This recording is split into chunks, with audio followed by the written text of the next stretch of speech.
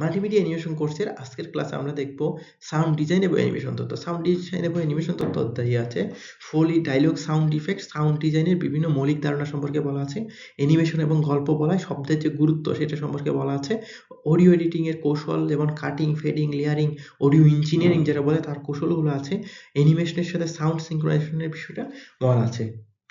এই অধ্যায়ের কিছু গুরুত্বপূর্ণ প্রশ্ন যদি আমি বলি যে সাউন্ড ডিজাইন কি, ফোলি কি, ফোলি তৈরি করার পদ্ধতিগুলো, ডায়লগ কি, ডায়লগ রেকর্ডিং সম্পাদনের পদ্ধতিগুলো, সাউন্ড ইফেক্ট কি, এটি কিভাবে তৈরি এবং প্রয়োগ কিভাবে হয়, অডিওতে কাটিং কি, এর ব্যবহার কি, আমরা ভিডিওতে কাটিং দেখেছিলাম, অডিওতে কাটিং কি, অডিওতে কিভাবে একটার পর একটা অডিও আসবে, অডিওতে ফেডিং কি, এর ব্যবহার কি, অডিওতে লেয়ারিং কি, এর ব্যবহার কি, অ্যানিমেশন স্টোরি টেলিং এর সাউন্ডের গুরুত্ব কি, অডিও এডিটিং এর টেকনিকগুলো কি, অ্যানিমেশনের সাথে সাউন্ড সিনক্রোনাইজেশন কিভাবে হয়। মোটামুটি এই প্রশ্নগুলো সবচেয়ে এই অধ্যায়ে সবচেয়ে বেশি গুরুত্বপূর্ণ প্রশ্ন এবং এই অধ্যায়ে অডিও নিয়ে আলোচনা করেছে।